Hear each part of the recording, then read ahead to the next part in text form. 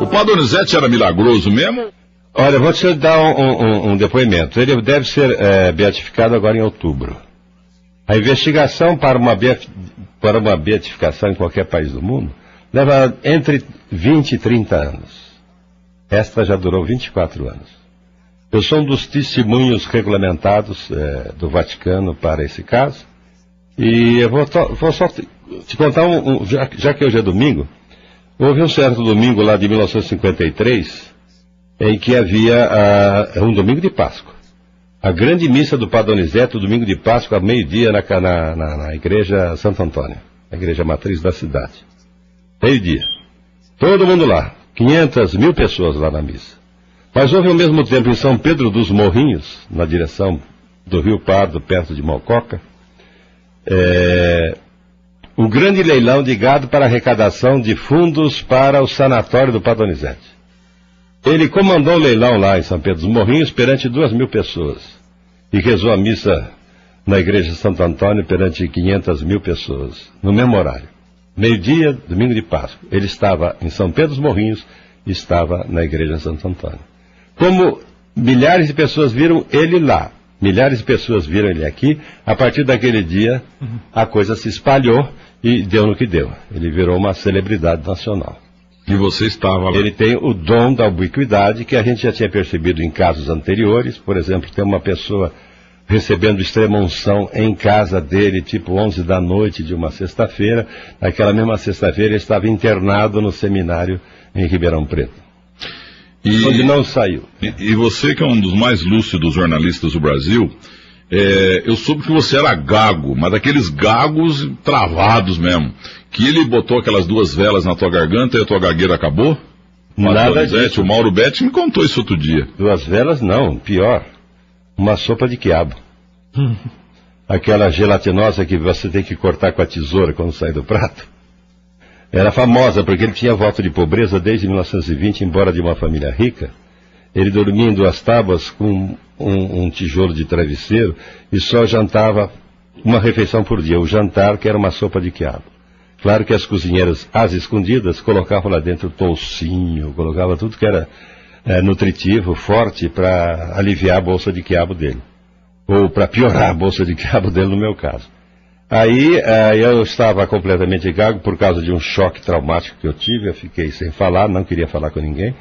E eu me fiz o bloqueio. Eu começava a falar e parava porque não estava bloqueado. Aí você pode ver isso na área médica, isso não tem nenhum milagre divino na coisa. Mas, de qualquer forma, o Padre Donizete tinha um poder no olhar e uma ascensão pessoal sobre qualquer coisa, que ele me chamou para jantar com ele sozinho, eu já sabendo que era sopa de quiabo. Eu tinha 7 anos de idade e eu não estava entrando na escola primária porque era gago. Era proibido fazer a escola quem era gago. Gago quase mudo, né? Até por ser gago, né? Você ficava mudo. Então eu fui jantar com o padre, levado pela minha mãe, que se retirou em seguida. Aí ele ficou falando comigo, falando um monte de coisas lindas a respeito de Deus, de Jesus, da fé, da escola, do estudo, do trabalho, da carreira. Eu me lembro de quase tudo que ele falou. Aí, e tomando a sopa de quiabo. Aí ao final da sopa de quiabo ele falou: agora você vai rezar um Padre Nosso comigo. Em voz alta. Padre Nosso. Na época era Padre Nosso, não Pai Nosso, né? E eu acabei rezando em voz alta com ele, o Padre Nosso inteiro. Ele parou na metade e eu continuei sozinho. Aí troquei mais algumas palavras com ele, fui para casa. Quando eu cheguei em casa, tipo assim, 9 da noite, a minha mãe falou assim: puxa, demorou, hein? Eu falei assim: o padre ficou conversando muito tempo comigo, mãe. Ele me falou esse negócio bonito da escola, sabe? Ele acha que agora na escola eu posso um dia sair aqui de Tambaú, ir para São Paulo, ir para Ribeirão Preto. Então tá bom, já tomou banho? Não, então vai tomar banho. Aí quando eu fui tomar banho, a minha mãe deu um grito: ai, meu Deus do céu, Sebastião, ele está falando. Eu entrei em casa falando sem perceber que estava falando. A minha mãe falou comigo sem perceber que eu estava falando, só depois que ela deu o grito. Quer dizer, é uma coisa bem... Teve um delay aí e é uma coisa de filme, é uma coisa emocionante. Né? Então, certa vez eu perguntei ao Padre Donizete sobre a questão do dom da ubiquidade. Falei: como é que o senhor estava no domingo em São Pedro dos Morrinhos, ao mesmo tempo aqui. Porque eu já trabalhava com ele nessa época, né? 53. Você era coroinha? Não, aí já era uma espécie de secretário dele. Cuidava de correspondência, cuidava de divulgação dos eventos, dos boletins de fim de missa, aquela coisa toda eu fazia. Em Tambaú? Em Tambaú, E aí ele me botou a mão no ombro e me disse uma frase que eu jamais esquecerei. E que acabou, na verdade, monitorando a minha vida espiritual. Ele botou a mão no meu ombro e disse: meu filho, sobre o dom da ubiquidade, de estar em dois lugares ao mesmo tempo, ele me disse: para quem não crê em Deus, nenhuma explicação é possível. Para quem crê, nenhuma é necessária.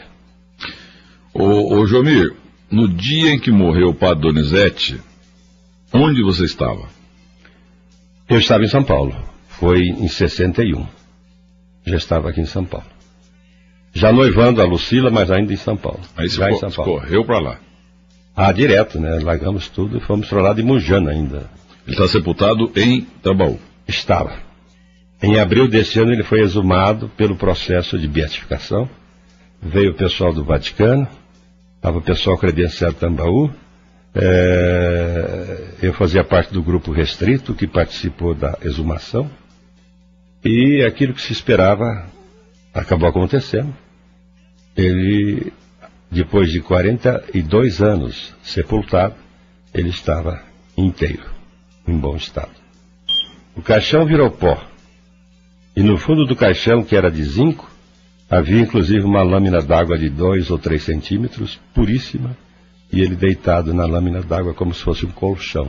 Ele que passou a vida toda dormindo em tábua, ficou sepultado dentro de uma lâmina d'água. Impressionante. A lâmina d'água foi totalmente recolhida em garrafões, as pessoas todas, e eu inclusive, todos nós caímos em prantos, e o corpo dele está agora na igreja de São José de Tambaú. O Jomir, quer dizer que o padre Donizete dormia numa